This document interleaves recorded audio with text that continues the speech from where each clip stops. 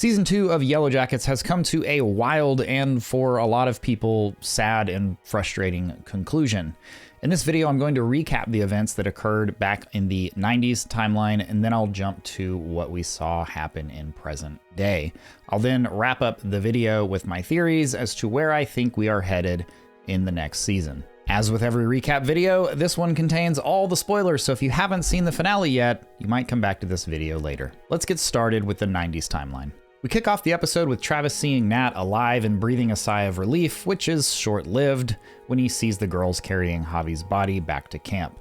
Misty explains to Lottie what happened with the ritual and how things went south with Javi.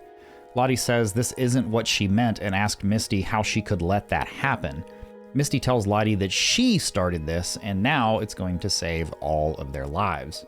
The girls are ready to dig into some fresh Javioli, which Travis recognizes as something he's not going to be able to prevent, and walks away. Shauna and a few others begin the process of preparing their next meal. Around that time, Coach wanders back into camp and sees what Shauna is doing with Javi. He begins to head back when he runs into Nat and tries to save her, but Nat tells Coach she's just as bad as everyone else for letting Javi die in her place. Shauna enters the cabin that night with their dinner and offers Travis Javi's heart, which I thought would be used as a sacrifice, but nope, he took a bite of it, and that kicked off the feast. Misty brings Lottie her rations, and Lottie tells Misty she's second-guessing the intentions of the wilderness.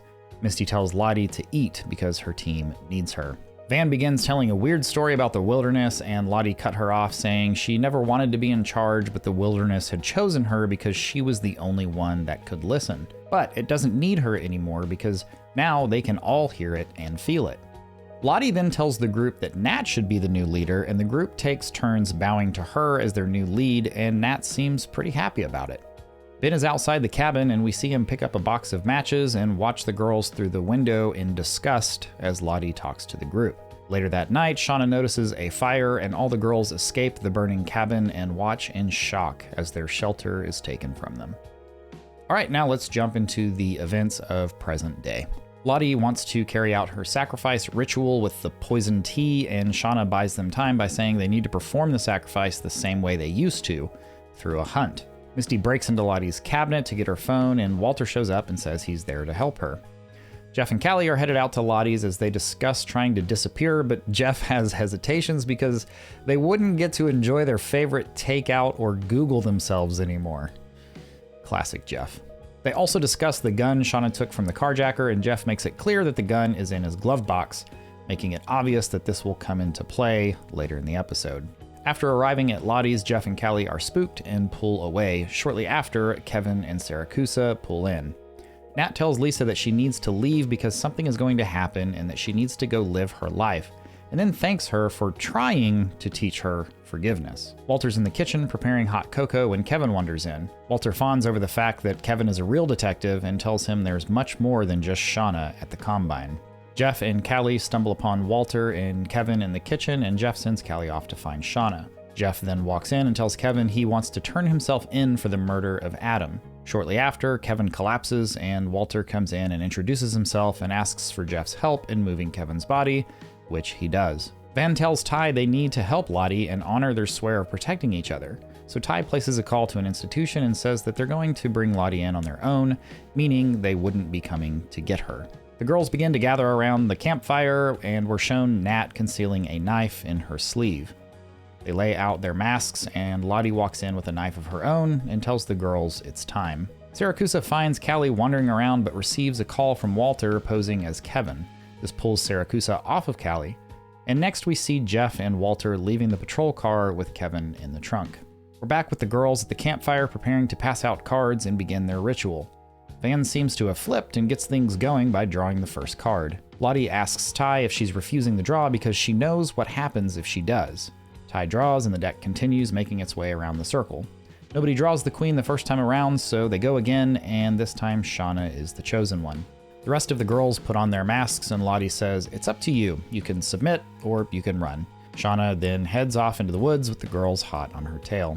Saracusa finds Kevin in the trunk, and at that moment Walter runs in, grabs Saracusa's gun, and shoots Kevin. Walter then tries to persuade Saracusa into a plot in which Kevin is framed for the murder of Adam Martin and Jessica Roberts. Saracusa would be positioned as a hero. If he didn't agree to it, he'd be framed for everything instead.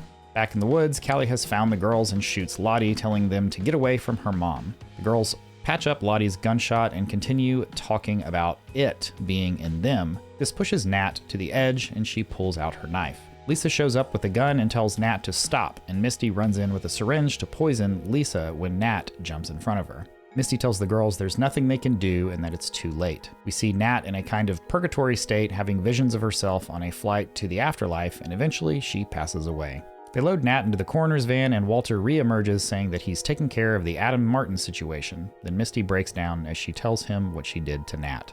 Ty and Van tell Lottie she's going to go away for a while, but they'll check on her. Lottie says, "We gave it what it wanted and it's pleased with us. You'll see." As we cut to a happy/shocked look on Van's face. Okay, let's get into the theories. And for the first one, it's a relatively simple one, but I think because Lottie said, you know what happens if you refuse to draw, we're going to see that happen back in the 90s timeline. Somebody's going to refuse to draw and we're going to see what happens. I assume they're probably just killed on the spot. I don't know, what do you think?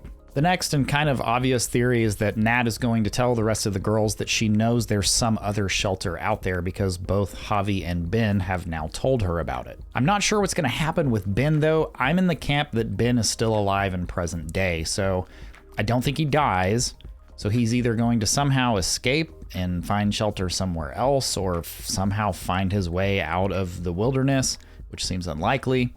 Or he's going to somehow convince the girls to let him live. Maybe they don't know that he's the one that burned the cabin down and it was just unfortunate, and he comes in and saves them when he realizes that they didn't all die in the fire, so he's gonna swoop in and save them and show them this other shelter.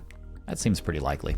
With all that said, I do think Nat is going to get very dark and very twisted in the next season. A lot of fans are really pissed off that she just died. So I think that they're going to reposition her in a darker light and maybe kind of show her as more of an evil character to lessen the blow of her dying this season. The next theory is that Van will be cured of her cancer due to Nat's sacrifice. Lottie definitely directs her comments at Van when talking about it being pleased with him, so I think we'll see Van get cured of her cancer, which will make her even more of a believer than she already was. With Van sticking around, I think it's very possible that Ty and her rekindle their relationships into something a little bit more permanent.